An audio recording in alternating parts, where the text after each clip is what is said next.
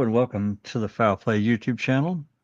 Looks like we're at open mic number 241, part 12 of this running series here. We're going through these new DOJ, DCI file, DCI reports, or whatever you want to call them.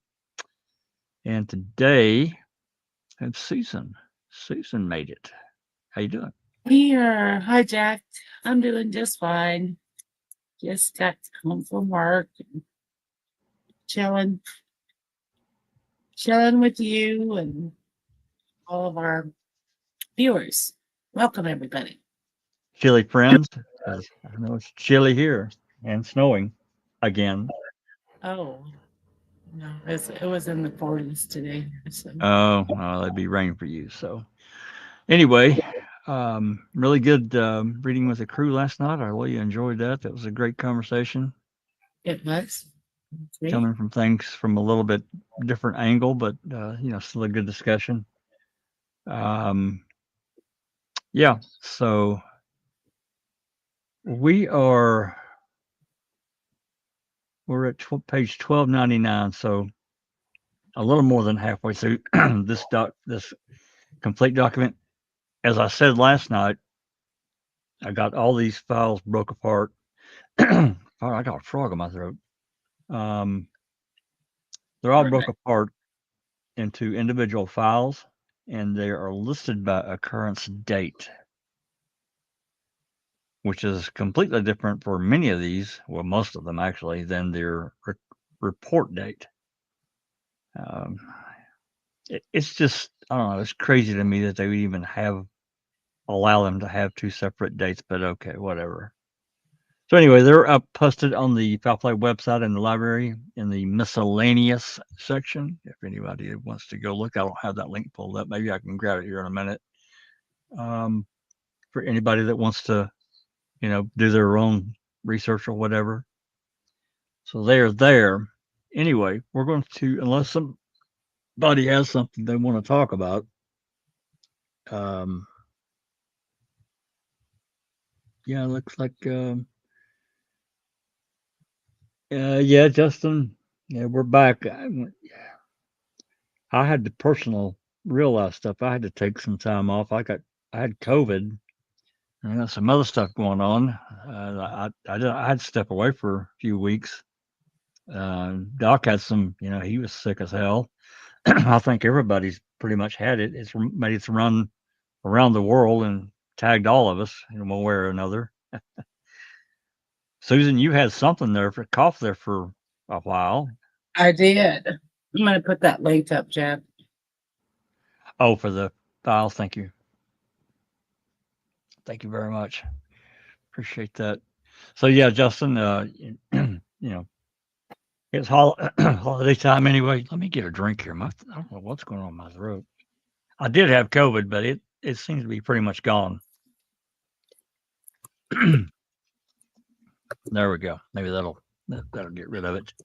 But yeah, I had to take a break. It seemed like everybody kind of hit everyone at kind of the same time. So it's just better to step away, take a little time away, and then come back to it and start again fresh. Year 2025. So, yeah, there it is right there. Yeah, Don, I feel fine now. I'm sure I had COVID before, and I felt pretty rough, but this time, however it's mutated, I felt like absolute hell for like 3 days. One day in particular, I really felt horrible. But then it passed. I still had symptoms and whatnot, but it passed. Once I got past that stage, rather quickly. It's I'm 99% now. So thank you for. I think pretty much everybody I know got sick this holiday season or just after. Yep, pretty much everybody I know did too. Crazy. Yep, and my youngest son, I don't know if he's got the flu or whatever. I mean, he's pretty much past the worst part of it now, but for a couple of days, he felt awful. So my wife had it. I know people that she knows had it. Pretty COVID, right? Yes. Well, some people just had the flu. Some people had COVID. Right. Right. I think she had both at the same time. So, Yeah. yeah, tell me about it. Anyway, let's unless somebody has anything else, let's jump back into it. If there's questions or whatever, put a Q in front of your comment. I'll try to catch that as we're going through. Maybe Susan can help me kind of watch as well. Like there was something else I wanted to tell you guys, but oh, and not to repeat myself, but for those that weren't there last night, I did say this last night on the reading with the crew, but if you go to the looking through these individual reports, I'm talking about the new ones. Now, most of them or a good chunk of them are redacted, just like you see on the screen right now. They have names and date of birth and some like stuff like that redacted. But some of these interviews that they did, like I don't know, various people, they've redacted their names. However, many of those that are redacted, we already had the original reports that were released that have the names. So I titled those reports with the name, if we had it, of that interview. So the title of the PDF will have that person's name in it. It won't be in the actual report of what you're looking at. I mean, I could edit it, but I didn't want to go that far. I didn't want to. I Yeah. didn't want to mess with them, right? Yeah. Um, so, but there are still. I can't tell you the number. I'm going to guess 6 or maybe 7, something like that. That we did not have the report, or the report that we did have, it was also redacted. One of the two. So some of them we don't know who they are. 6 or 7, you said? Yeah, something like that. Maybe 8 at tops, but it's not. It's a Yeah. pretty low number considering how many people they actually interviewed, right? Right. Mm-hmm. So, trying to get over here to Twitter right quick. Give me just 1 second here. Yeah, there it is, right there.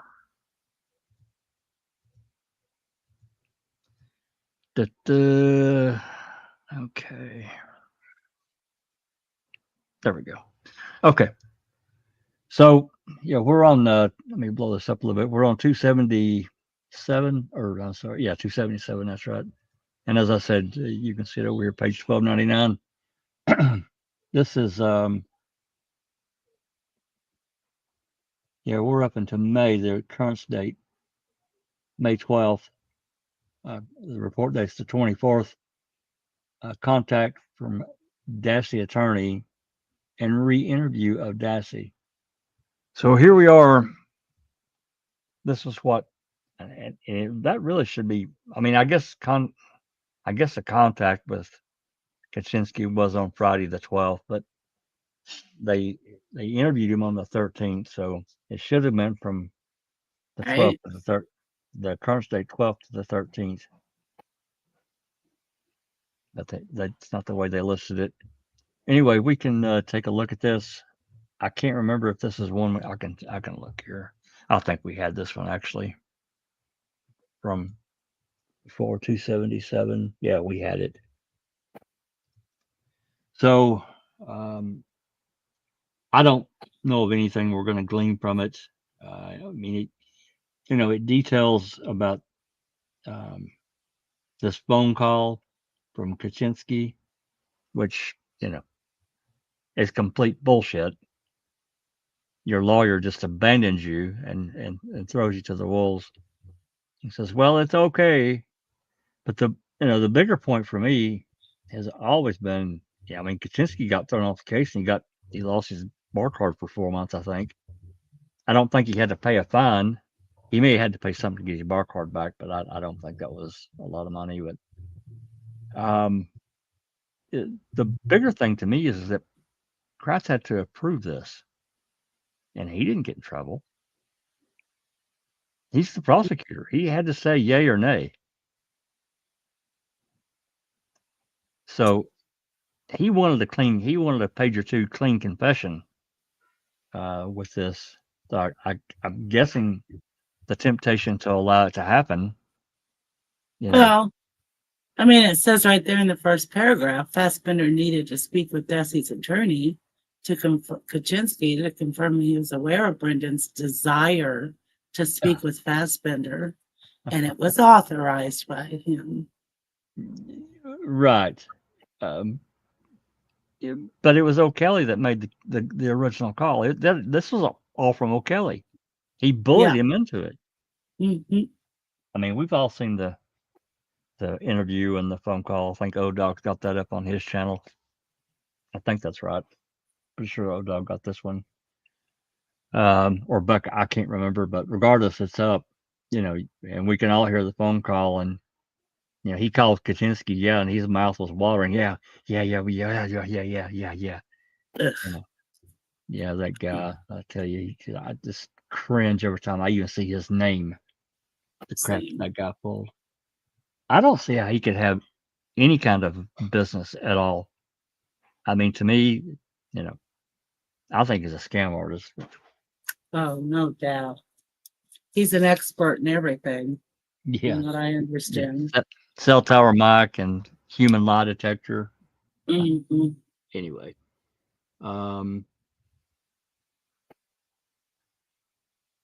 Fassbender asked attorney Kaczynski if he had spoken with Brendan about this, and Kaczynski advised that he had. Brendan wanted to speak with the investigators. Sure he did. That's exactly how that worked out. Bull crap. Intimidated into it. Well, yeah, he bullied him into it. There's no doubt. Yeah, bullied, yeah. And to call his mom, same deal. Yep. Well, that was Wigger, but that's right.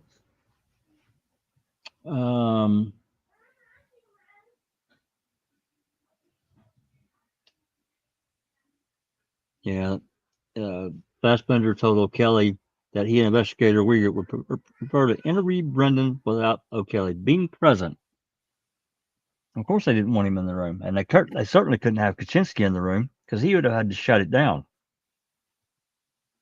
or advise Brendan not to answer certain questions. Oh, he was busy. Yeah, well, sure. Was yeah, away. They couldn't wait. They couldn't wait until Monday, where Kaczynski was back at work. That had to be such bullcrap, man.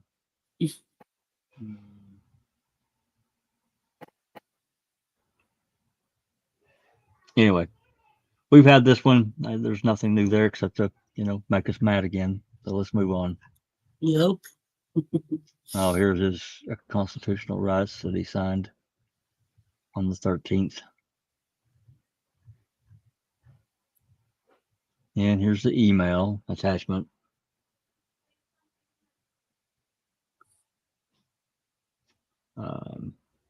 Yeah, we've had this one too. And remember, Susan, not for the glory, not for the rush. Sometimes you just do what you have to do. Such bull crap. Okay, 278. Let's see if we've got this letter from, and I don't remember.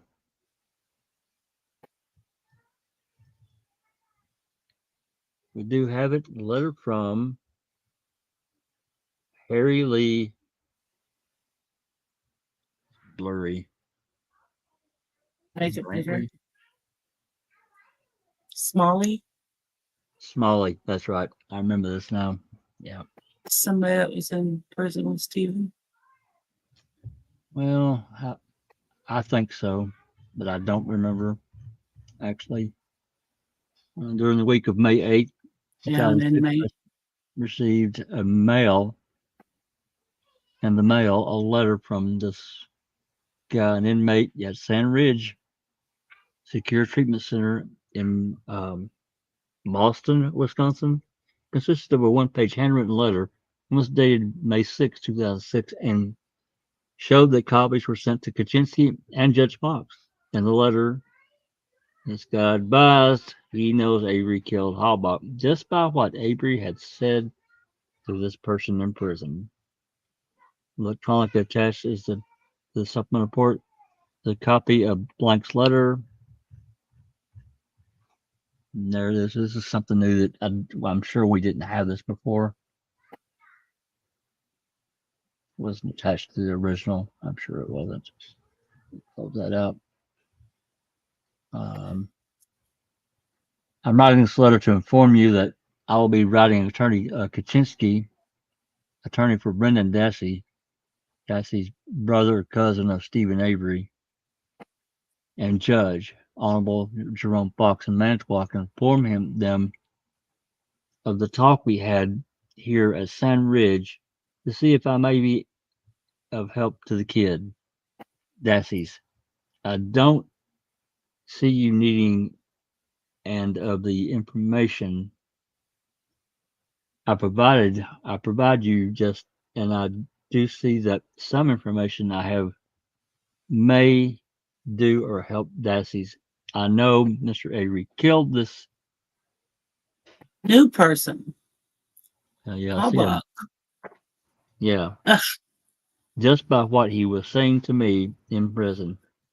Some tells me not to give up on this matter, so I am sure you will hear, H-E-R-E, from me again. I would like to thank you for your time and your consideration, respectfully. Somebody's looking for a sentence reduction. Looking for something. Yep.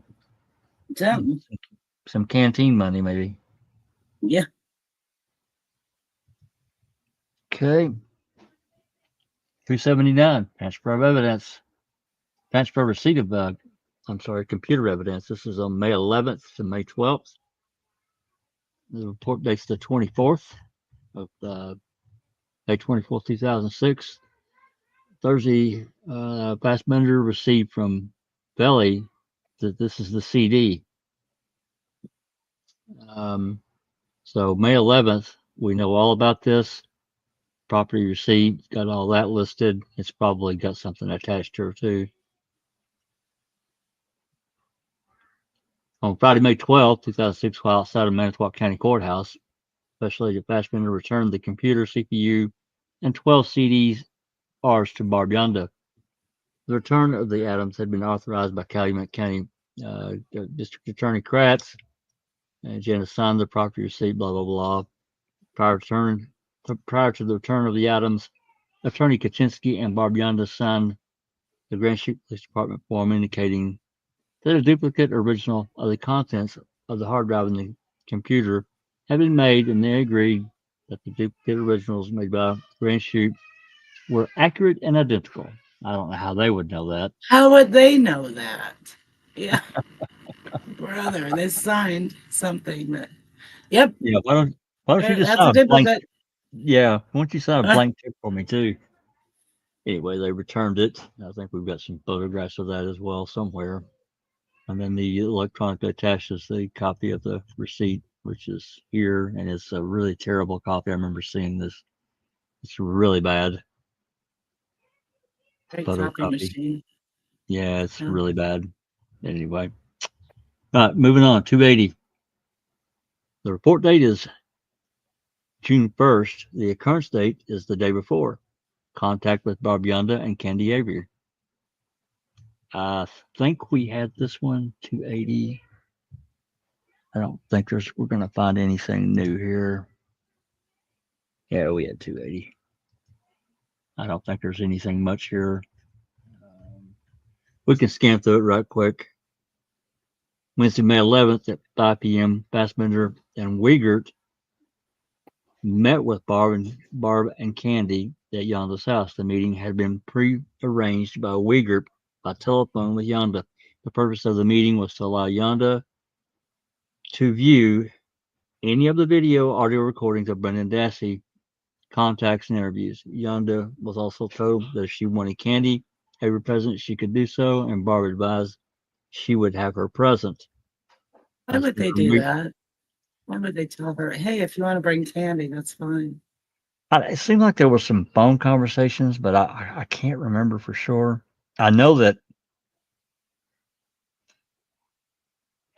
Candy, yeah, I'm almost positive that there was a phone call from Candy wanting to view those videos. And Wiegert or Fassbender, I can't remember which one, told her that Barb would have to agree to that.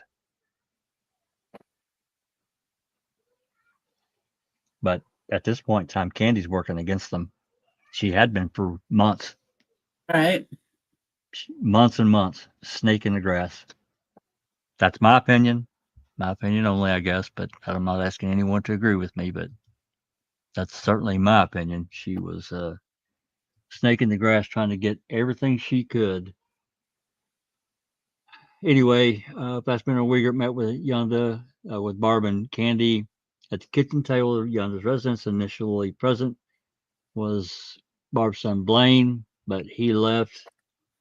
Yonda was told that she could watch and listen to all the recordings if she wanted, but Fassbender and Wiegert had some segments to begin with. They allowed her to view the portion of the recording taken of Brendan's interview on March 1st, 2006. At the Manitowoc County Sheriff's Department, Yonda and Candy watched the video for about 15 to 20 minutes, and Barb told investigator to turn it off and stated she had seen enough. Yonda asked if the investigators could have Stephen call her. Yeah. I got a DVD of the They May 13th. summarized. May 13th recording. Attempt to interview, which turned out to be a freaking disaster. Crest didn't get his clean confession that he wanted. It was a disaster. Read how they summarized the May 13th. Barb didn't want to watch it, but she just wanted to tell her what was on it. Yeah, investigators summarized some of the information that Brendan Dassey had provided on May 13th to include that he had told investigators the murder of Teresa Halbach had been pre-planned a couple of days before the event, that Halbach had not been killed in Stephen Avery's house, but rather in his garage, and that the Halbach vehicle was taken to the junkyard the back way. The investigators also told Yonda that Brendan Dassey was clear that he had been involved in the killing of Halbach and that the other person involved was Stephen Avery. Oh my God. Well, I'm sure that's what they've been, putting in her and everyone's ear from the beginning. I guess they didn't show the thing that Brendan wrote out first. Apparently not. No. To O'Kelly. No.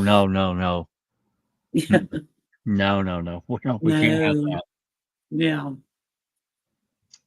Investigators also provided Yonda with information pertaining to some of the evidence found that corroborated Brendan Dassey's versions of events. What evidence? Oh, to include blood being found in the garage. Wasn't her blood? Yeah. And her vehicle, as well as Brendan Dassey's stained blue jeans. Dun, dun, dun. Exactly.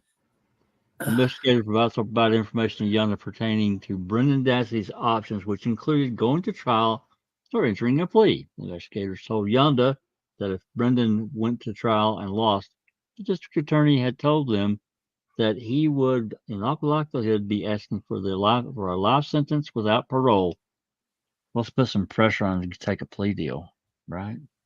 Investigators advised that if Brendan entered a plea deal, one of the things district attorney would be considering would be a parole eligibility date. It's just an outright lie. They found blood in the garage. I mean, that had anything to do with. That's right. It's all Stephen's blood. Same old shit. Let's mislead, manipulate. While speaking with Yonda, Candy asked a question about her dog, Bear, which is a dog that Stephen had been taking care of. Really? Well, he's had it for months. What's the problem? Why didn't you take care of it yourself? Anyway, that's enough of that. I don't think there's anything. Oh, I see. Candy commented that she knew Stephen Avery had fed some of Halbach's flesh to the dog. What the fuck? How the hell asked Candy Avery how she knew that, and she advised that she had been told. Fassbender asked who told her that. She told Fassbender that was none of his business. Yeah, I made it up.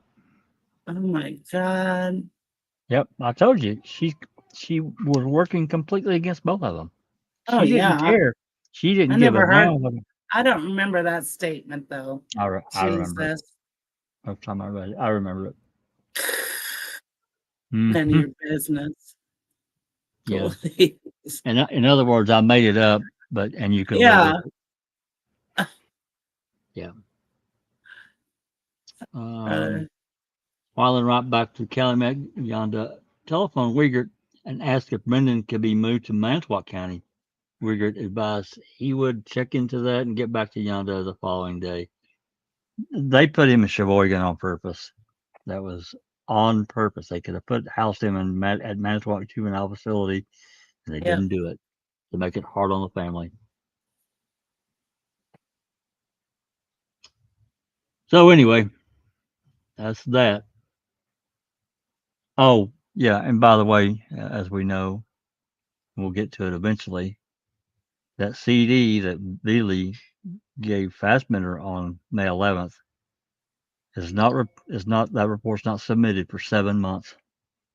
It's on down here. I think it's 304. Oh my God. Yeah, we're May 12th. It doesn't have an occurrence date. Interview. Let's see if we've got 281. And we do.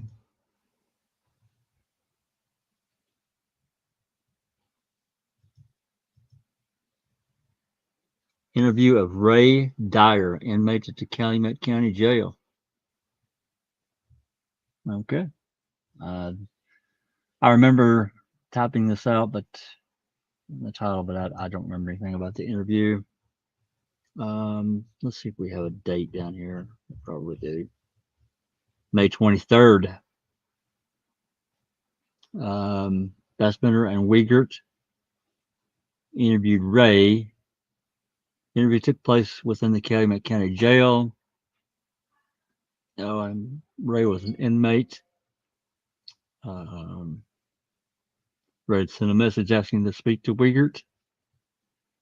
Upon meeting Ray at 114, Fassbender investigator Wiegert identified themselves, confirmed, yada, yada, yada, advised him of his rights. Ray advised that he and Avery talk a lot. Ray advised he personally is trying to get right with the Lord, which Ray figured is why he was put with Avery. Ray advised because Ray causes no problems. Ray stated he believed that the Lord asked for him to go there. Okay. Maybe he knows the time of God.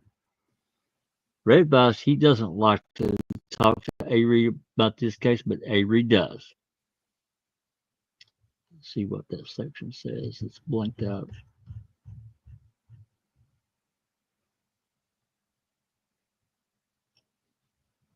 Blow that up. Dyer advised he personally is trying to get. Okay, I read that. Dyer advised that he does not talk to Avery about the case. Dyer advised he told Avery that he did not want to talk about Avery's case, but he would talk about God. Dyer advised that on one occasion, Stephen was on the phone with his brother Chuck, and the conversation concerned problems between him and his girlfriend Jody. Well, no joke. Sounds familiar. Yep. Dyer said Stephen told Chuck that if Chuck did stop talking to Jody, Stephen was going to tell everything. Dyer advised he did not know what everything was. Dyer advised that Stephen told him that there was just a little bit of bone found. Dyer said that Stephen denies anything to do with the Halbach killing. Dyer advised that Stephen has talked about Earl and Bob hunting in Stephen's mother's golf cart. Dyer said that Stephen said he met with Halbach. He met with Halbach by the van, not in the house. Dyer said that Stephen also questioned why his prints were not found on the steering wheel of Halbach's vehicle. Dyer said Stephen stated that the detectives could have fooled Stephen's nephew into saying what he did. Wow, no joke. Anyway, Yeah. yeah. Unless you guys want to read the rest of this week, I'm good with moving on. It doesn't sound to me like he has anything. Exactly. Yeah, let's move on. That was Andy Avery is out to get him. Why not the first? yeah, no joke. There's just Miranda warning attached. I don't know why they attached it twice. Anyway, 282. Recurrence date and the report date, both June 12th. Monitoring of Brendan Dassey telephone calls. And I think this is where I found out here that, yeah, see, here's the problem for Calumet County. These calls are dated and timed. And the copies that we got, they're not, there's no metadata at all. So that tells me, this tells me that they have copies with the date and time. And well, just let me check here. This is something that's, yeah, we had this report, so this is something that's just been missed about drilling down and forcing them to give us copies that have the metadata included. Because again, it's Sheboygan. Yeah, sure, it's 40 miles or whatever from that area. They still used Evercom, just like what Stephen used at Calumet. Of And course, Jody they have metadata. and Jody used at Manitowoc. They all three had Evercom. It's all the same system. So anyway, they monitored his calls. It's got them dated here, 15th and the 18th. Another one on the 18th. Well, actually, a few on the 18th. And the CD was returned to Investigator Wiegert. So, they've removed that metadata in the copies we got, and everyone else that's got them. As far as I know, no one's got a copy of Brendan's call with the metadata attached. All right, moving on. 283. Another report on the 12th. This happened in April the 27th. A Fassbender report. Receipt of Halbach voicemail from Singular. So he waited, a month and 6 weeks to report this, write a report about it. This has got 5 pages, it looks like. 283. We had this one, but I bet you that I'm sure we didn't get the attachments. April 27th, Fassbender received an email from Singular. The email was their response to a search warrant served on them for voicemail messages for telephone number, which was Teresa Halbach's telephone number. Singular Compliance Center file number gives that. Fassbender's contact person, Lisa, gives that number. The results, the records showed that there was a total of 19 voicemails messages provided. The messages were identified as following, and he's got them listed. I'm not going to go through all this. Actually, I do think we have the unredacted part. I'm pretty sure we've got all these because I remember doing that video for Henbury, and I attached all these. Electronically attached. Message from Bradley C., right? Yeah. I probably have to get the unredacted one. What was this? 283. A little bit bigger.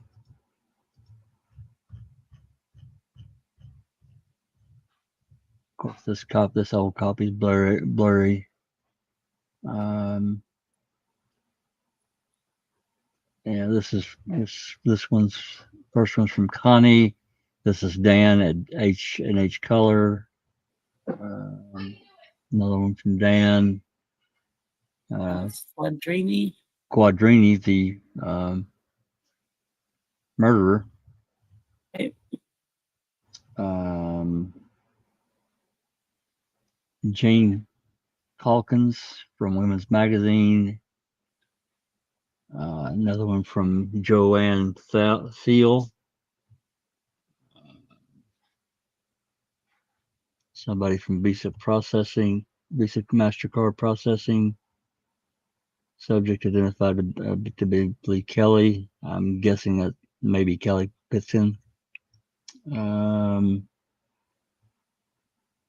Somebody from Jim advising he was going to BMG for a BMG meeting.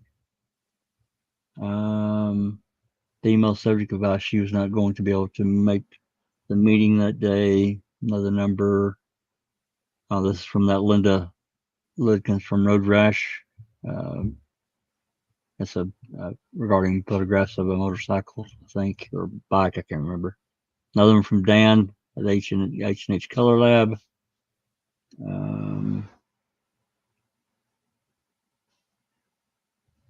Looks like they couldn't really identify this one. Female subject believed to be Tina calling to chat, so a friend. Number was okay. Another message from Kelly. Another message from Linda Lidkins about rescheduling the appointment. Call from Mark Lindsay from Tile Technologies. Mark Lindsay. Kim Warner. I guess that's it.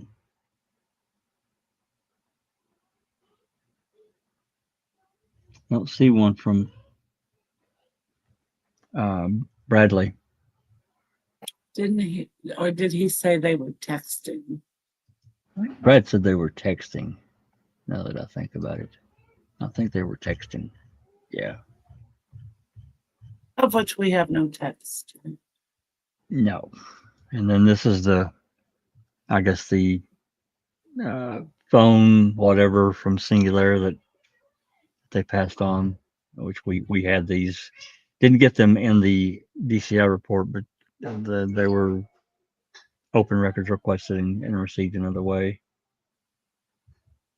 This is for that. Yeah, there's no attachments to any of the prior DCI reports we got. Then this communication from Singular. And it appears to be a copy of the exact same thing.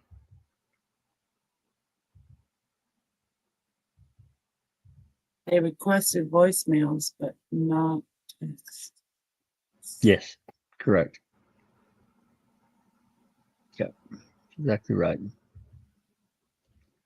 All right, moving on. 284. Close that. Report dated the 13th of June. This is another fast-minute report. No current date listed. June 6th. They interviewed Brad Dassey. Okay, I think we had this one. I'm sure we had this one. I don't think there's anything new here. 284. Yeah, we had this one. I thought so. Yeah. Reformatting the computer. Yeah. Moving on. This is a letter that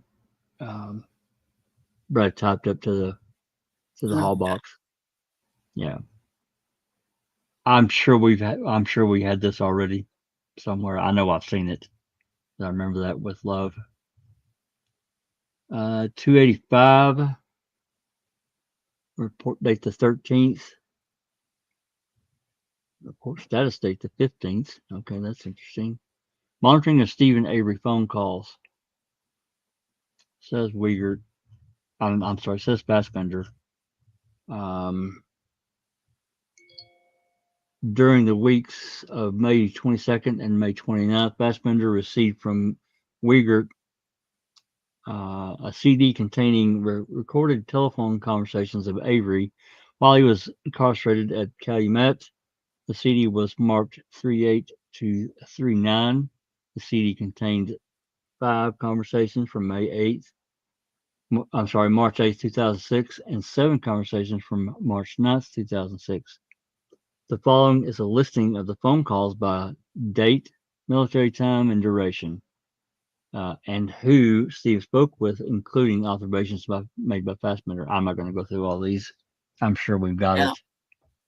You have listened to them. And listen to them. Yep, absolutely. No. 286, another report dated the 13th. This one having a current state of March 9, monitoring and Stephen every phone calls.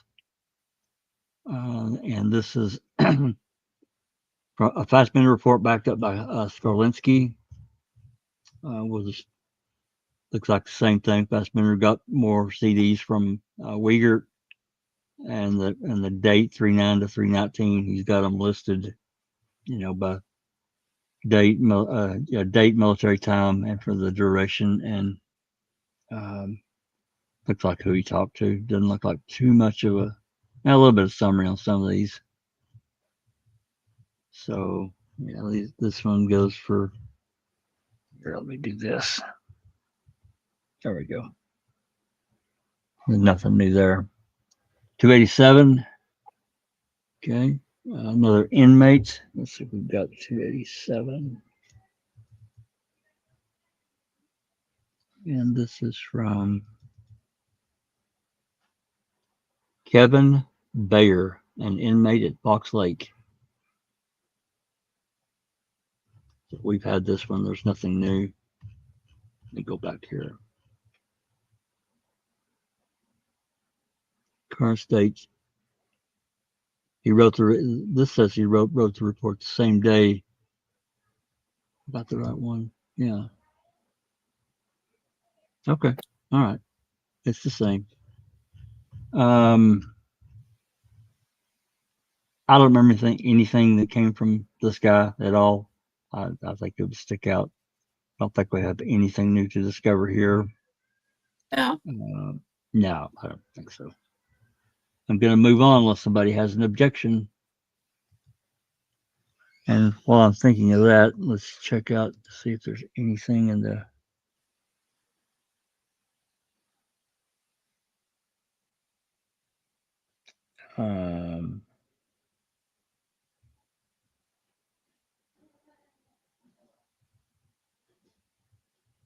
I'm just seeing if I missed any questions. I don't know if you've been looking or not, Susan. But I don't think so, Jack.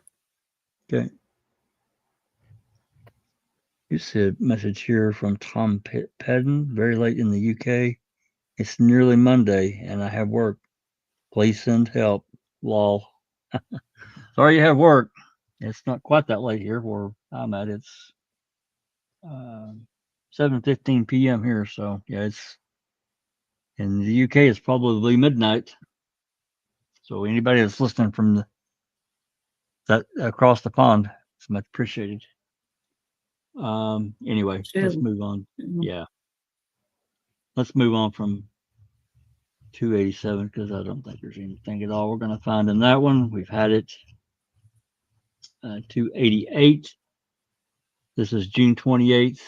Card date is June 28th. Interview with looks like another inmate. A different one? Yeah, it looks like it. We'll just grab the name. I don't remember anything. Alan D. M. McCormick. Yeah. There's nothing there.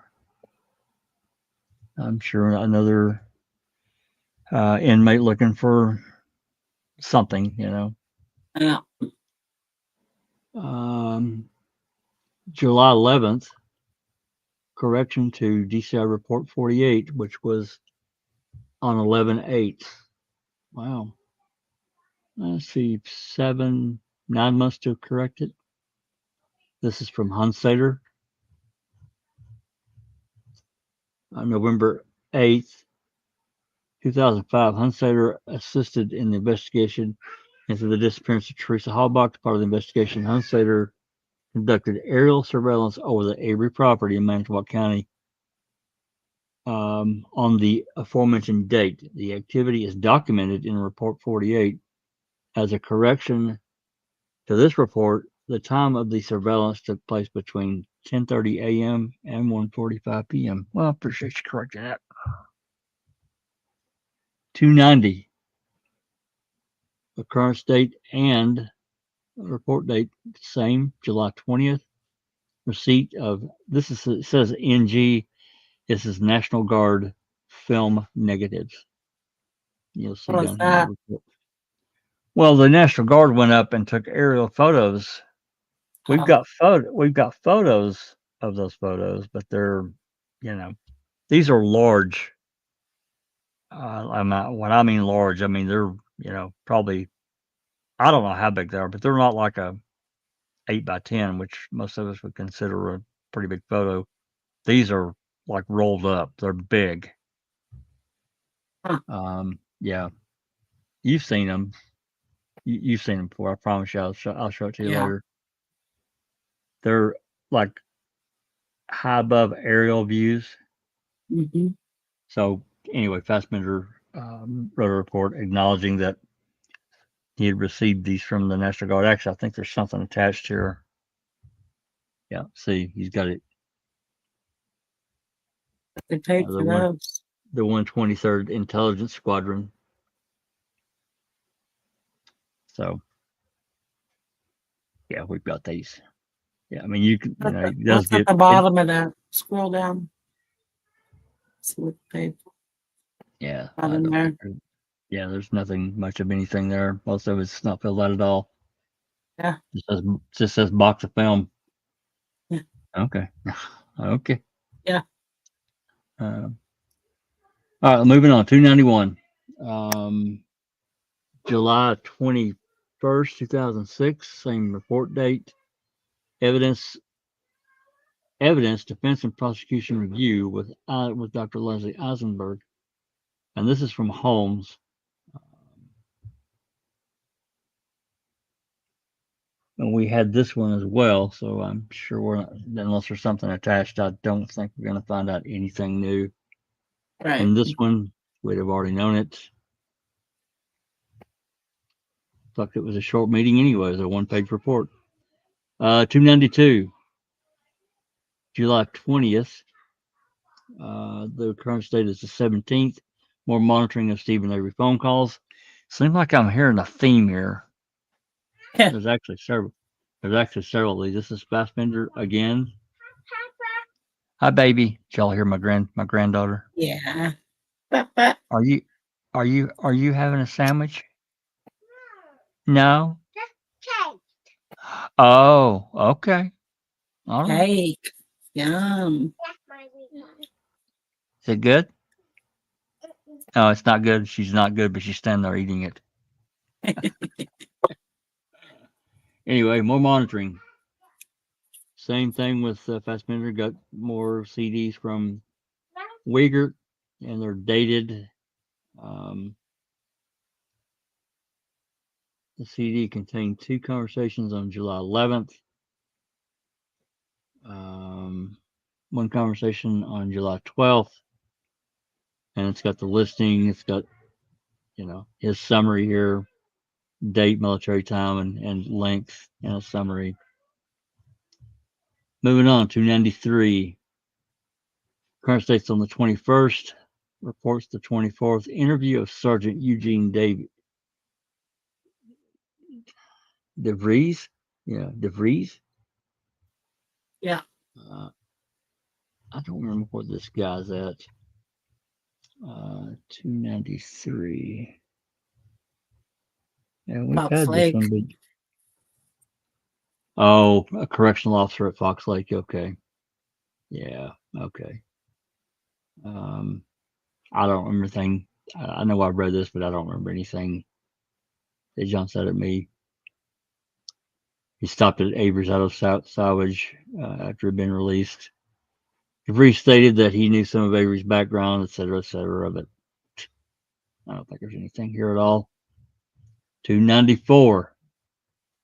Attempt to interview of Jody Stokowski. This is on September 6th. Yeah, I got those recordings there a couple years ago. It's pretty interesting, because up until this point, somehow, Fassbender had never met Jody. Oh, Never yeah, I met her. remember that. Yeah, I found that really kind of shocking. They're approaching almost a year, 10 months at least into this investigation. They go to I guess her apartment. Yeah, she was living at a motel. I'm sorry. Emerald Motel. That's right. That's exactly right. They made contact with Stokowski for purpose of requesting to speak with her. Stokowski told investigators that she was willing to talk to him, but she wanted to have her lawyer present when she spoke with them. Stokowski advised that her lawyer was writing a letter to Investigator Wigger to indicate such, and that a meeting could be arranged once that was done, which did happen in relatively short order. I don't remember which number that report is, but we've got it. I think it might be the next one. Talking about that pastor, I forgot all about her. Oh yeah, oh yeah.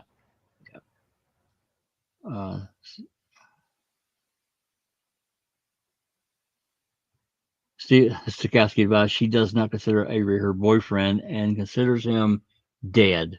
Stokowski believes that she told her attorney that. Jody did not know if Stephen Avery knew that, but she told Stephen's brother Chuck. Oh yeah, well they had a lot of talks. Stokowski advised her girlfriend's name. So I guess she's got a girlfriend. She advised that she has a date with a guy she just met. Jody identified the guy as a person she bought her phone from. Okay.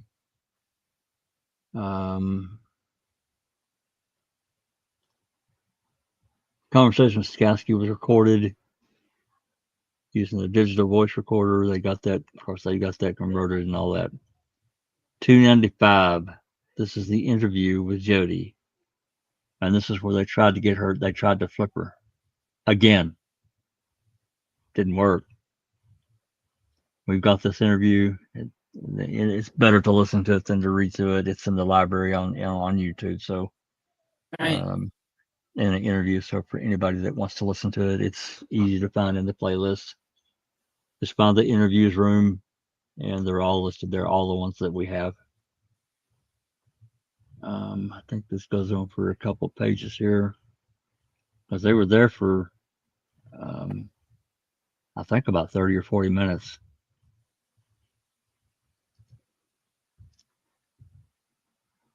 Gosh darn it. Don't do me like that. There we go.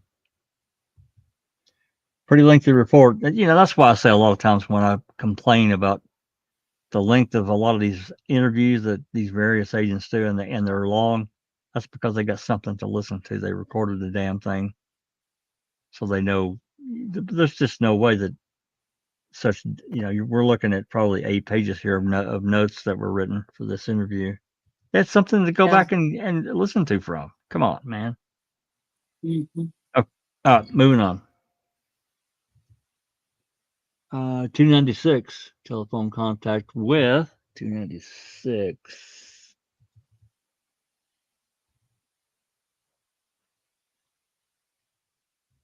Sandra Barth. I don't remember who she is, but let's find out. Let's see if it tells in the new report.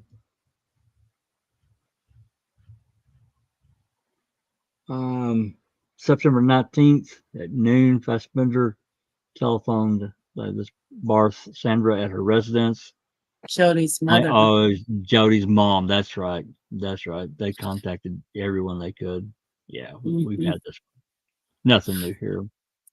I think the only thing we may have found out at this stage was that her mother had custody of Jody's daughter. Yeah.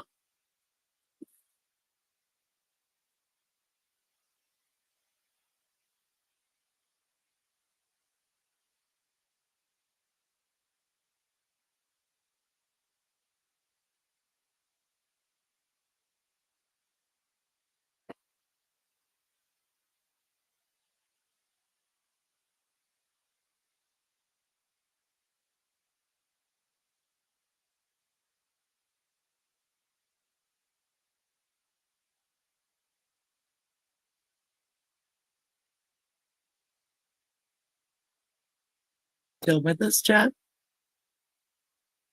Hello? Lost Jack? Well, I imagine he'll be back.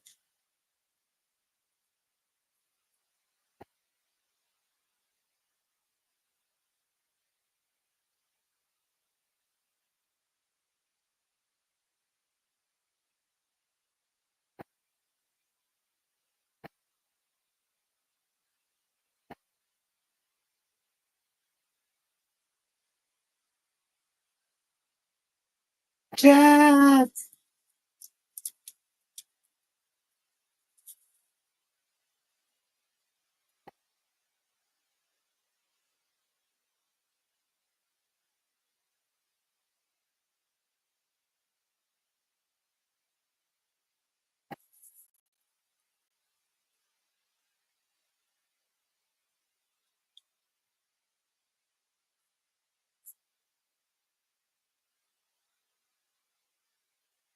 Come back, Jack.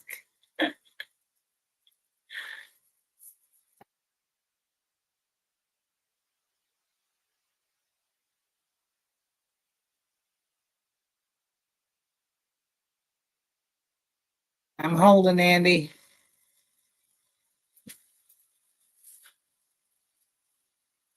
Technical difficulties. In that Titanic.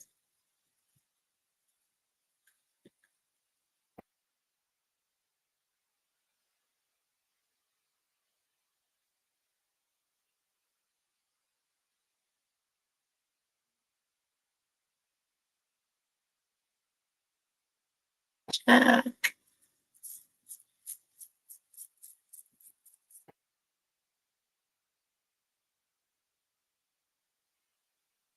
I cried when she let go, Jack, as he slowly sunk into the deep, dark sea.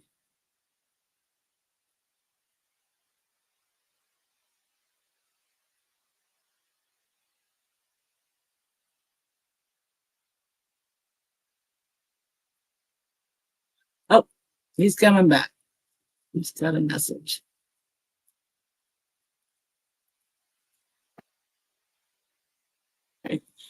Eat some crabs while waiting.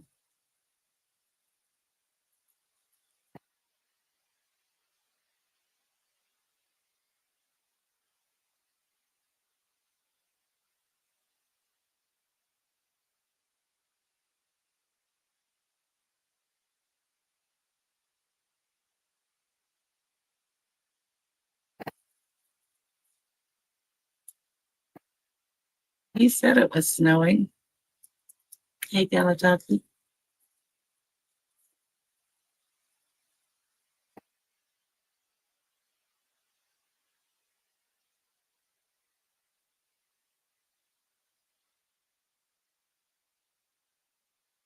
I don't have that email handy, Mr. President. Hi, Kelly.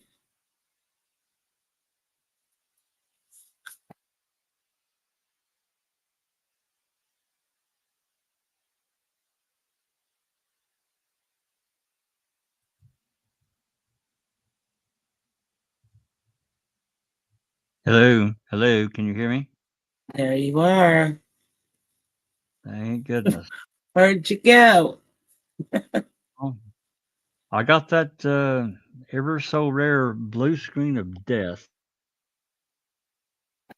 Long, and I look over at my other monitor and it says blue screen. Oops, we're sorry. Your computer has ran into a problem. Great. That's just great. Yeah. Sorry about that, everyone. I do apologize for that. I'm going to try to find which page we were on, but just 1 second. Can probably get pretty close here. Okay. Thanks for holding the fort down. Yeah, well, it's kind of quiet over here. Wait till you get paid the big bucks. Right. Okay, I think we did that one. Oh yeah, we're way past that.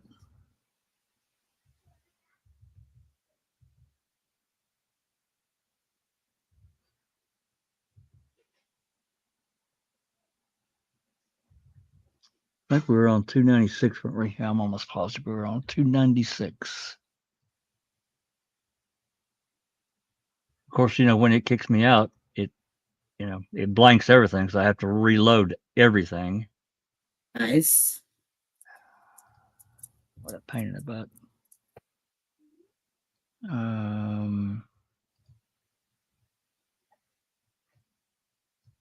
Okay, I can reload this, and I gotta do one more thing.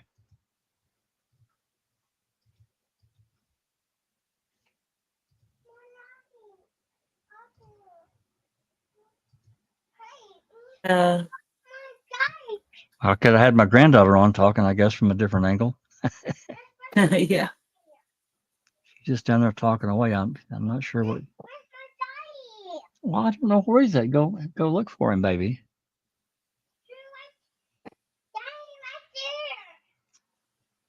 She sees my picture on the TV of our YouTube stream, and she says, "There's my daddy right there." He does look like me. Yeah. He does. Yeah, he does look like me. I can't deny him. That's Yeah. cute. Yeah. Okay. Mr. President says teacher just say Stephen and Brendan are innocent. Okay, we're at 2.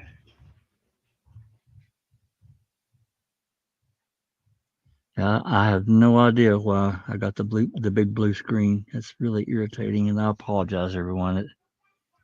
I rarely ever get those, but it seems like that when I do get them, I'm on Streamyard, and I don't know why. I have no idea. Pick this one. I think I was there.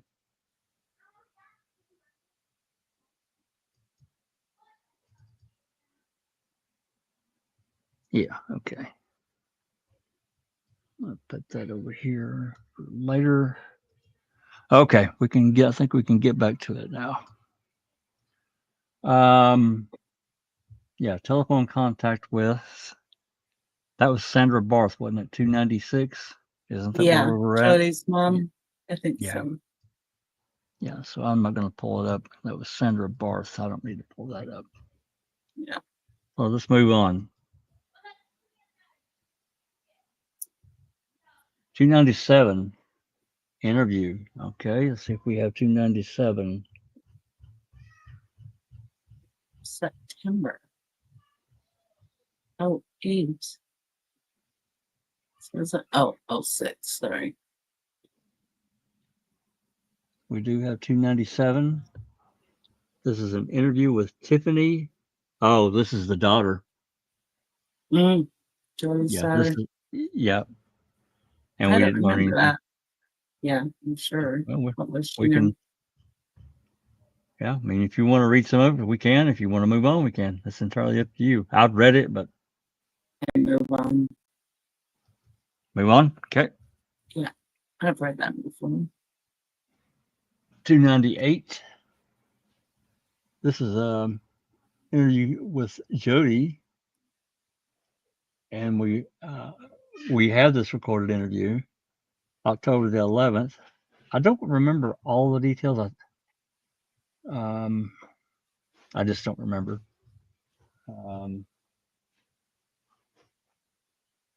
Let's see. Interview had been prearranged by telephone.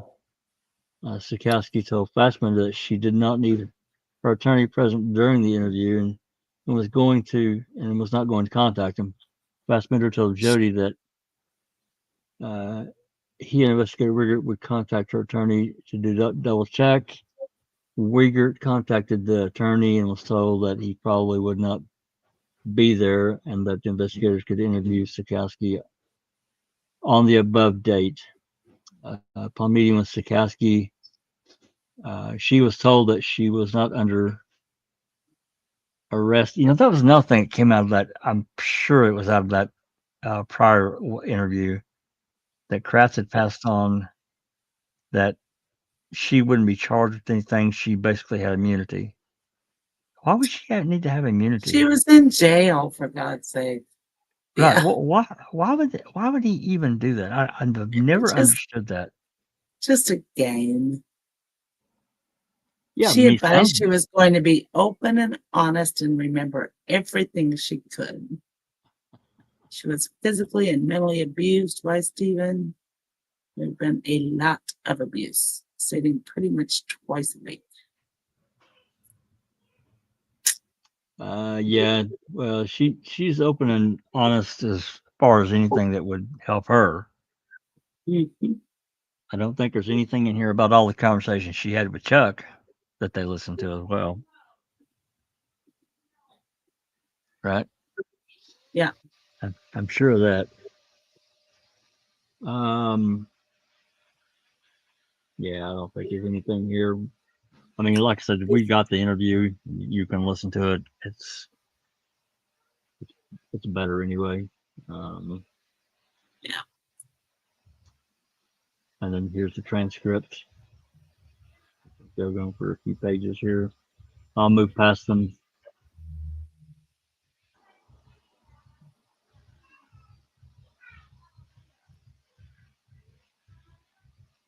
Yeah, and all that stuff that they asked Jody about, tying her up and all that, and she's like, yeah, but I could get out of it. I didn't like I was tied down. Yeah, that being a pretty large DCI report. All right, moving on. 299, monitoring of Jody's calls. 10/26 or 10/28 2005 to 12/6 2005. So this is from Strauss, and actually this qualified it to be the very first DCI report that I have listed in the foul play library. Right? Because that's the occurrence date, 10/28. Oh yeah. And for anyone out there that's new or just maybe has forgotten, there are about 5 or 6 phone calls in this time frame from 10/28 to, let's say, 11/6, just to cover it all. There's about 5 or 6 phone calls I've never been able to get. Never. Anyway, this gives a Strauss's running summary of all these calls for basically month and week and a half, month and 2 weeks, 6 weeks basically. And remember, from 12/6 until 2005 until about January 8th, 2006, I can't get those calls either. There's about 3 weeks there that I've been trying to get for 4 years now. Yeah. Anyway, let's move on. Let's move through these. She also gives them, the date, the military time, and the duration. She gives her summary as well. as a phone call. So there's no summary of the calls that you haven't gotten, right? No. And you can't tell me that for 3 weeks or whatever it was that she didn't make any phone calls. I don't believe it. I don't. I mean, she didn't make as many calls as Steve did, but she made quite a few phone calls. Because Chuck was buying her cards, other people were giving her cards, Dolores, So, all right, let's move on. October 13th report date. This goes back to September the 28th, examination of evidence to concrete. Hey, we had a conversation about the concrete last night. We did. Yep. We found Stephen's blood. Yeah, this is 300. I don't think there's anything new here. Yeah, we've got this one. So I don't know if Stephen's there's DNA, rather. Yeah, I don't think they attached the pictures to this, the photos.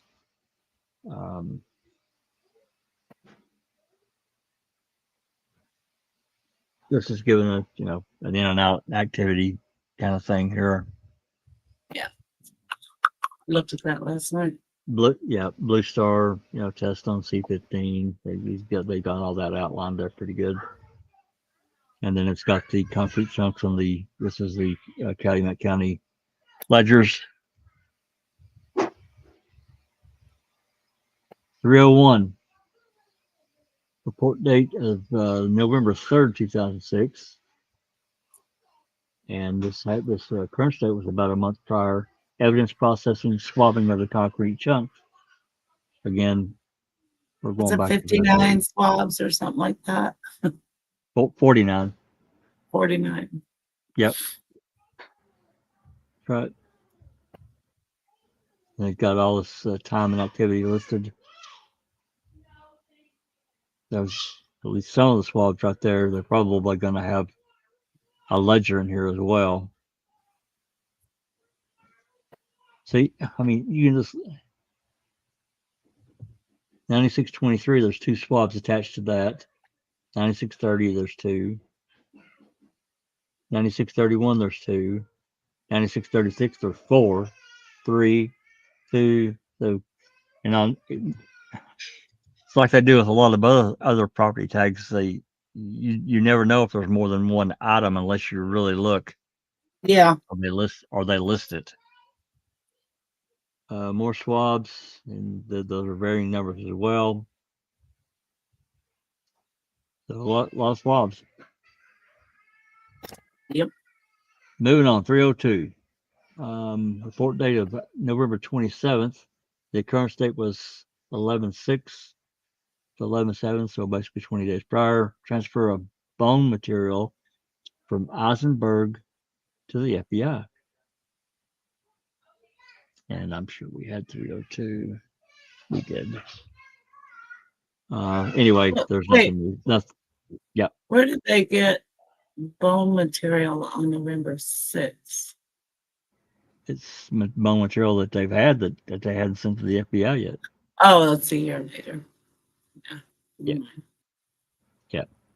Eisenberg had it apparently stored and sent it off to the FBI for, I guess, mtDNA examination. Yeah. Yeah. Transfer of bone material to the Milwaukee County Medical Examiner's Office. Yeah, we've had this one before too. This is where Jensen, Dr. Jeffrey Jensen, he also testified. Transfer of bone fragments to the FBI is listed there. That was on 11/7. And that's it. JD, it was 2006 on that report, not 05. Yeah. So it's a year after they were found. Yeah. This is just a few months before trial. Mm-hmm. Okay, moving on. 303. Report date is December 6th. And the occurrence date is October this is weird. October 31st, 2006 to November 28th, 2006, obtaining and serving a subpoena. Oh, okay, for telephone subscriber information. I think this may be the one that they submitted all these different subpoenas for these various carriers for different numbers that I've never been able to get it either. The subpoena or the return. I think the return's like 130 or 40 pages. Can't get it.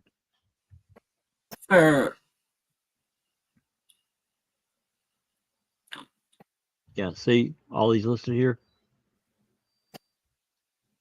October 31st, subpoena for documents were prepared for the following. It's got them all listed there.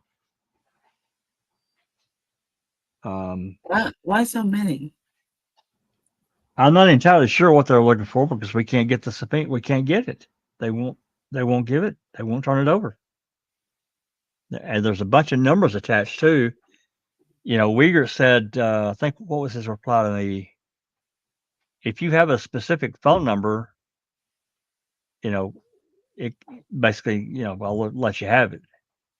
Well, how can I have the phone number if you don't give me the subpoena? How about the petition for subpoena for documents? Oh my God. Yeah, it's just a big catch-22. And so I never got any of it. I don't think anybody's gotten any of it.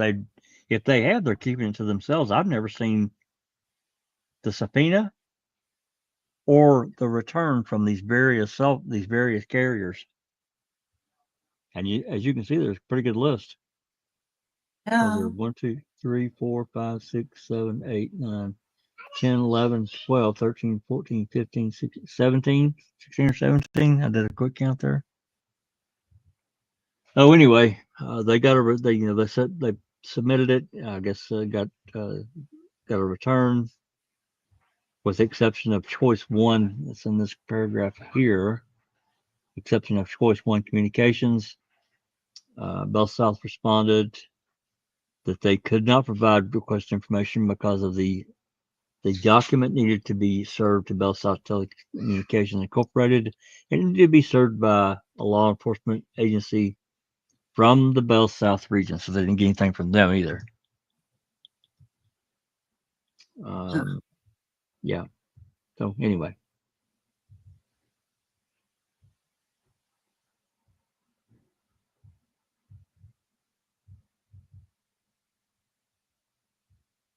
This is the petition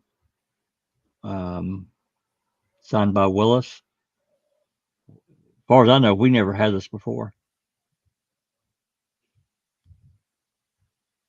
Sent to Altel, Bell South, Southcom, Choice 1, so on and so forth. We never had any of these.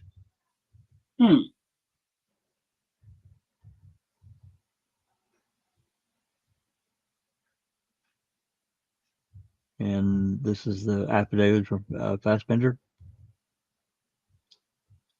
And see all this. Redactions. Yeah. See, they've got the specific numbers redacted out. October 24th to November 9th. Brian Dassey's cell number. Yep. Between the dates of October 30th and November 1st, 2005, Teresa Hallbach's cell number. But most of these are completely redacted out.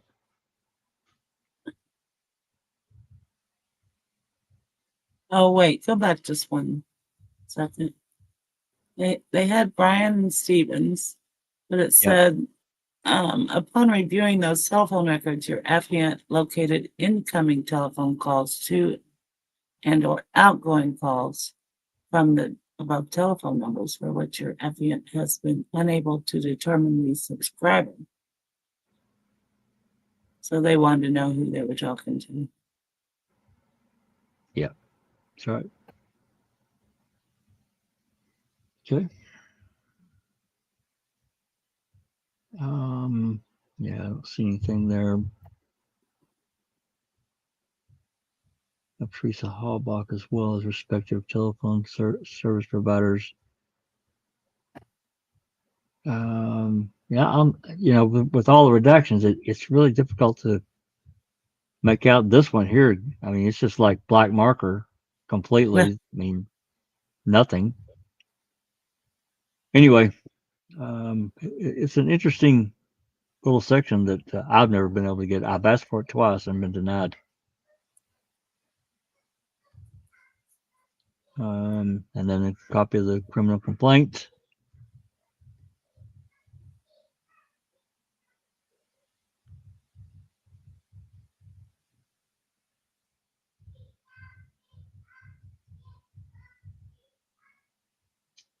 And then,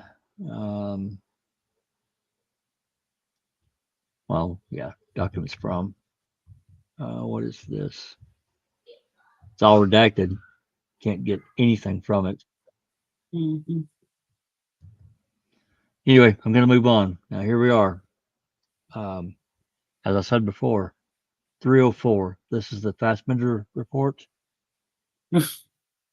Yeah. From April 4/21, you see it there, current date, April 21st, 2006. And I don't know why it's occurrence to December 30th, 1899. 1899. What the hell? Yeah. Oh my God. Yeah. Yeah, it's pretty hilarious.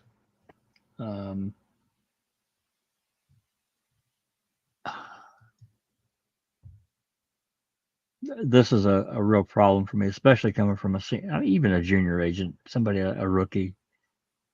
From April until December, and you couldn't get a report submitted.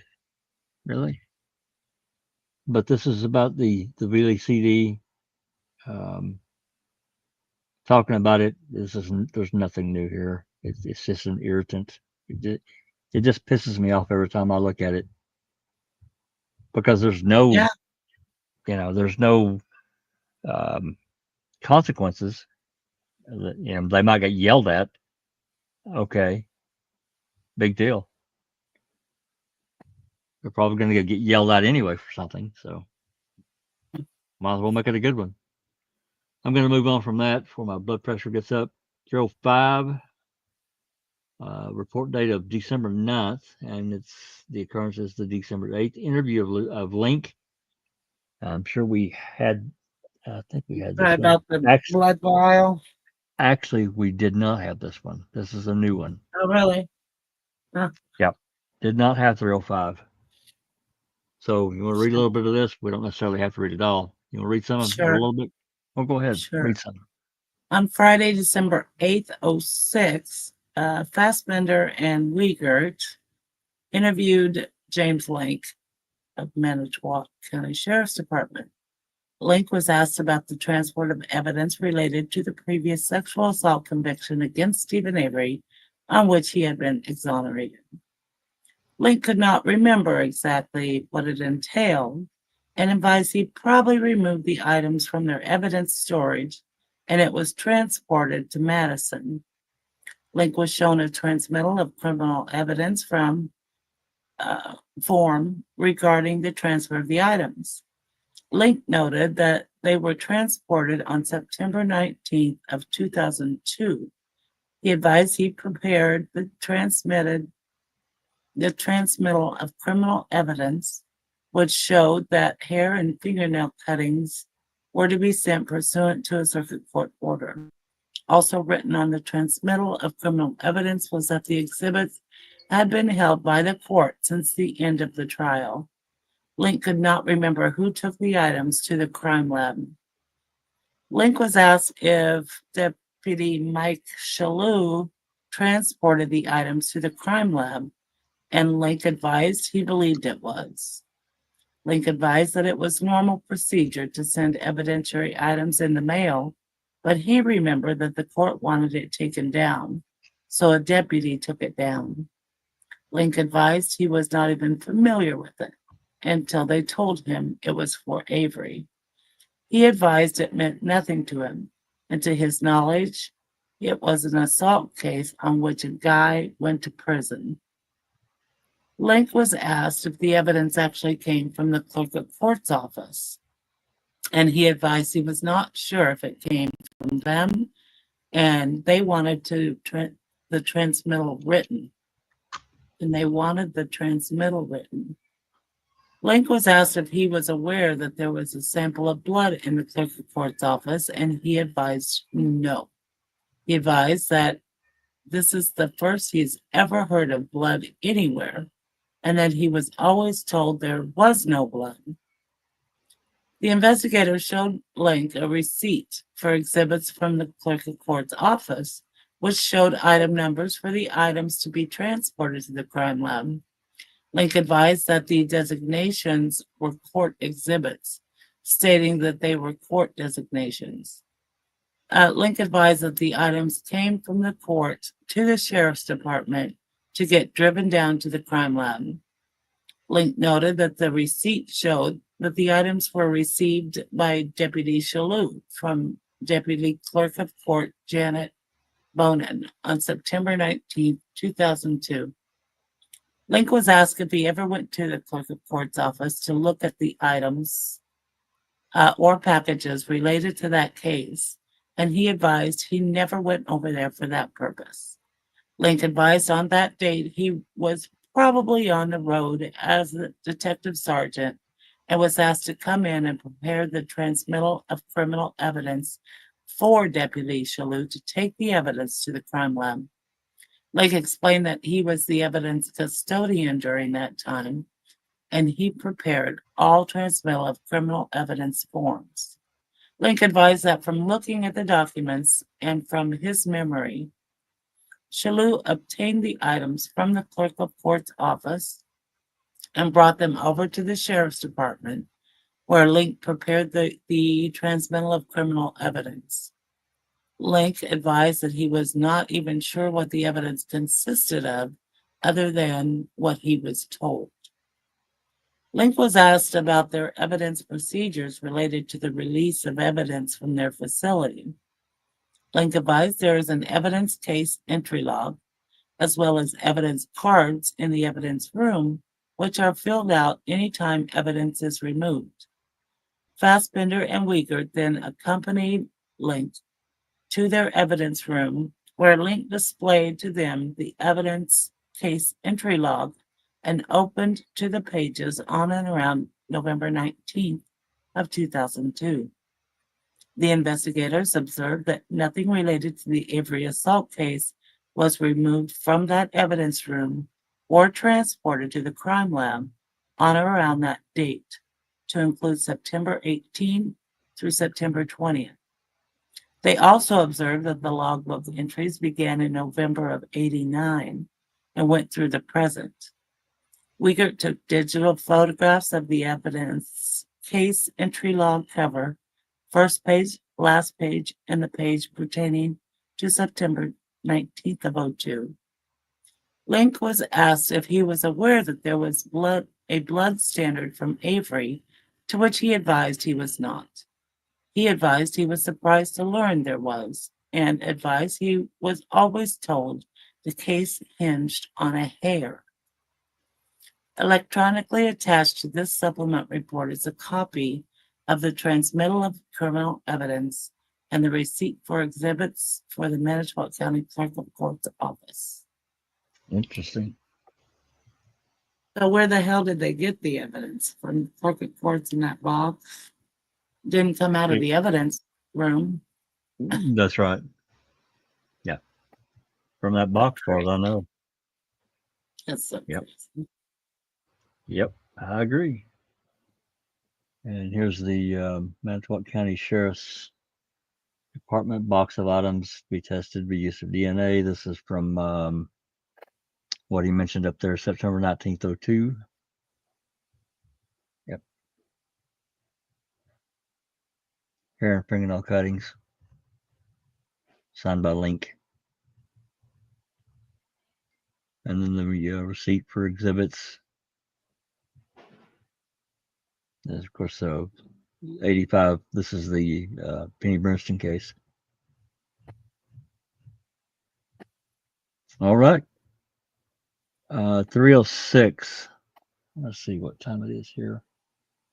We'll We'll make an attempt here to maybe get up to 310 and call it good, since I was out of commission there for about 10 minutes. I apologize again, 5 minutes, whatever it was. We'll do a few more, maybe get to 310 and call it good. How's that sound? Give us a couple hours. Yeah. Okay. Report date of December 9, and the current date was the day before, the 8th. Receipt of documents from the crime lab. Let's see what we got here. What was this again? 306. I don't know if we had this one or not. I'm going to look real quick.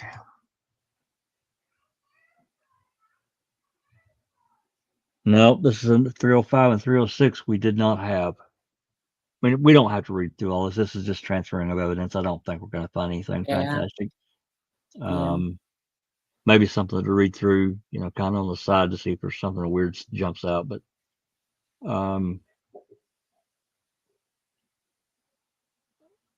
just looking at the date here, December the 8th, 2006. Spoke with Marie Varelli, Alec Vaspender, requested copies of the crime lab reports for the evidentiary items received on or about. Okay. Those photographs of this shit and that big 2,000 plus photos that Henbury got. Mm-hmm. Some of the very first photographs are of this right here. So, all right, moving on. And this is the same damn thing we just saw. So it's an entire year before Stephen was exonerated. Basically, yeah. Basically. That's right. Depending on, what Culhane claimed was on her plate, yeah, it basically took a year for her to get that testing done and for him to be released. That's right. And this is a crime lab chain of custody, enlisting. Item W, one sealed envelope containing a buccal swab. Standard reported to be Stephen Avery. Item W. That's the one Doc talks about a lot. Yeah. Stephen steaming. Evidence release return listed from the Crown Lab, and then the Crown Lab report. And we know what the results of that are. And a supplemental report, again from Culhane. Okay, 307. Current state is October the 9th. Report date December the 9th. So 2 months later, receipt of records, climatological.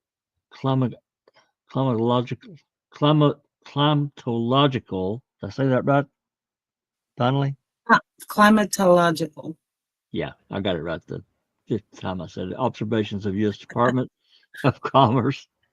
And this does have some attachments to it that gives temperature and, I think it gives various other things.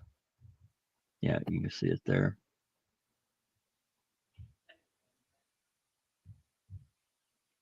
You don't need to read through all that. We've looked up all this data.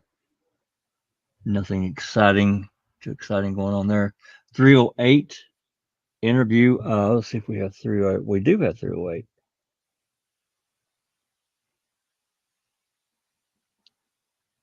Interview of Quincy Zinzer.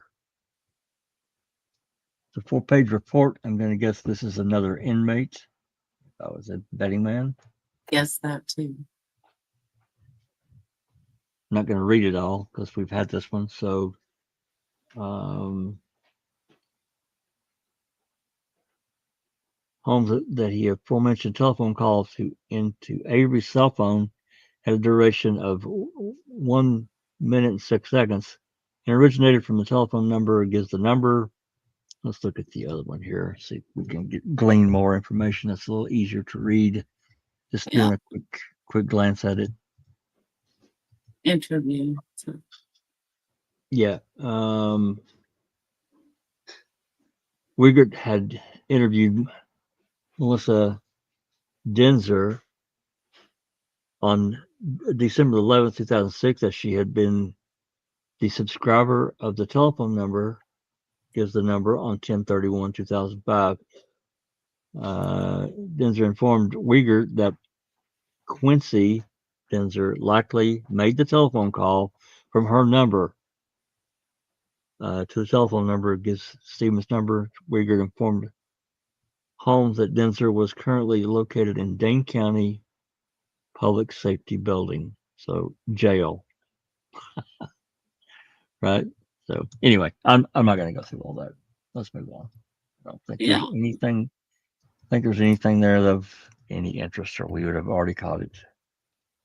Oops.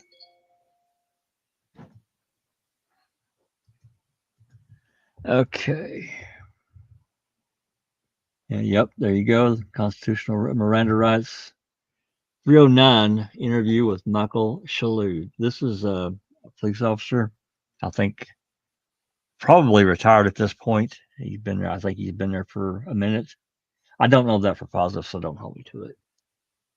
Supposedly transferred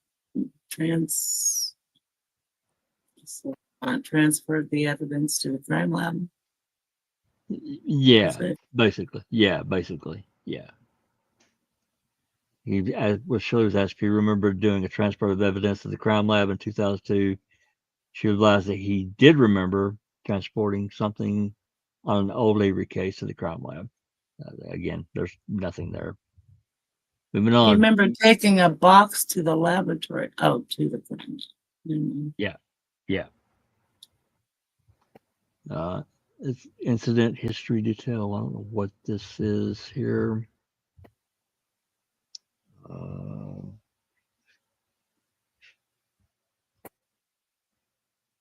Text court order to transfer evidence. Mm-hmm. Okay, this is from the court. It's a court order. Okay, that's what that is. And then it's got whatever the time system or whatever printout leaving the county, state crime lab, blah blah blah, 10-8 from the crime lab. So that's all in that time system thing that they use. And then it's got a little report there of his activities of transferring. So, and it's got a listing, which we already looked at like 5 times in the prior reports. And again, another listing, same thing. Okay, 310. We're going to make this our last one. Interview of James Fitzgerald. This was on December the 11th, 2006. The report date is the day after Fassbender. Yeah, we did have this one, so there's nothing to be gleaned from this one either.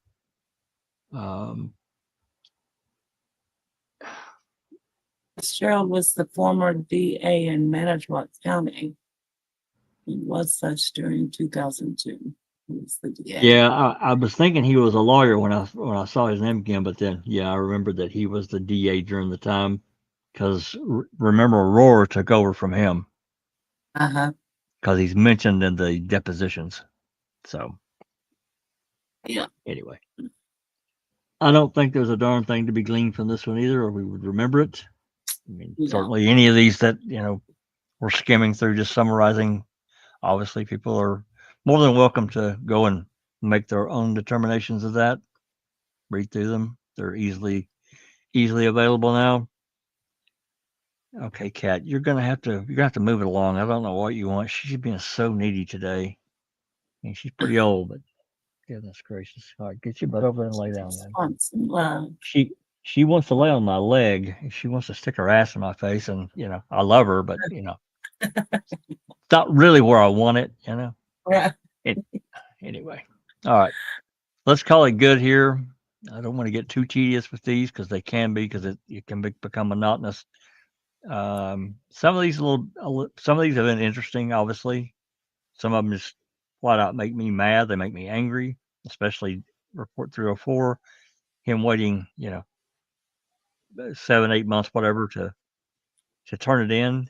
The Veely CD, it's really telling to me that they didn't want that because Kraft was making whenever he had a glob of DCI reports or whatever discovery to turn over to the defense, they clearly didn't want that to happen.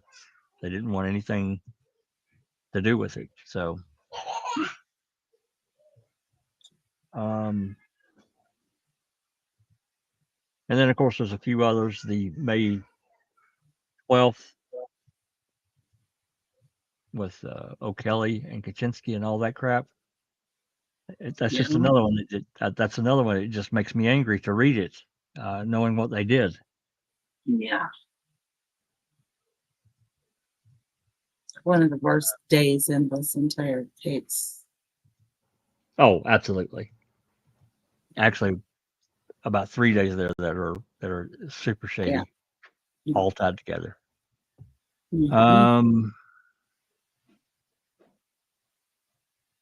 I'm just looking through here. I see Saprikoff been in the audience. There's Jamie. How you doing, Jamie? Kelly McKellian, Jamie Hart. I said Jamie. License plate. Mr. President. There's Andy B from across the pond. Colette. Donna. Really appreciate all of you all, coming and hanging in and just going through these for anything that we can pick out, discuss, whatever. While many of these are interesting, many of them are just busy work. You go back and you think we've had many discussions about Sowinski, and we're right on the, probably getting really close to the Court of Appeals making their decision about Sowinski, and this is another area that is really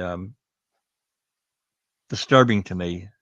Him being on the property virtually every day delivering a paper, and they never talk to him. It's really, considering they're going out and talking to people that come and bought a hubcap or something stupid. They're going to their home to make a personal interview. They asked the neighbor what time their paper was delivered. Why didn't they ask the paper delivery guy? That's right. That's exactly right. It's just it's so weird. Was it an oversight? I don't know. I just know how it looks at this point in time. So anyway, let me pop this on screen here. Chose this to be our ending photograph for the day. I was looking through to see if there were any questions, but I don't really see anything. We had quite a few last night, but hey, that's okay. If we don't have questions, we can have a discussion sometimes, and nobody brings any questions with them. That's okay. I'm sure we will at some other point in time. Again, Susan, and I didn't do it last night, but I will make a point to do it tonight. I'll add the link to the DCI reports that are in the library that these are broke apart. I'll add a link in the description to this one and to the reading with the crew that I said I'd do last night. So it'll be there. I got sidetracked last night. I forgot to do it. For anybody that's interested and want to do their own thing. And I just also put it back in the chat again.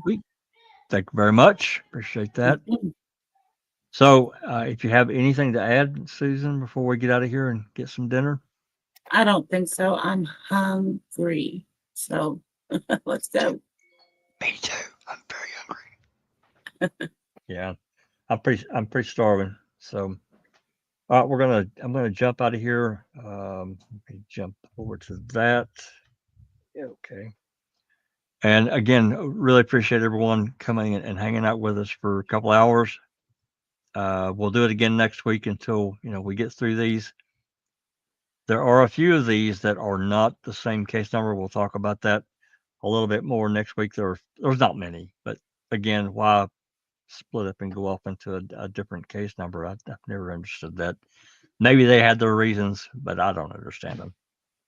Anyway, I think there might be a good chance, possibly this week, that we get an opinion from the Court of Appeals.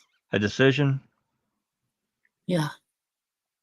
Yeah, we can I'll talk say. about that for about a minute. I'm like Sapper Cop. I'm fearful that they're going to deny Casey's brief. Well, they I'm deny hopeful. everything. I mean, Yeah, I'm hopeful you that they know, won't. I'm hopeful that they won't. But I just yeah, know that of their course. past record, they've made excuses for everything. I just don't know how they can get around the Sowinski thing. No matter what we think of his character or whatever, he did make the Yeah, phone call, and that he there's that made that's the gonna, phone call. and they kept it Yep, hidden for 16 and a half years. There's no getting around that. that's right. That's right. And if they don't view that uh, with a raised eyebrow, it's going to tell a real tale for me. But I'm, I don't know. We'll see.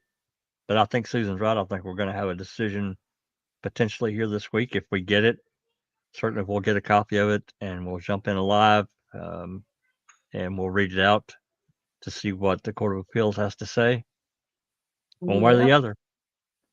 And then, one way or the other. next steps or whatever that may be will follow. So,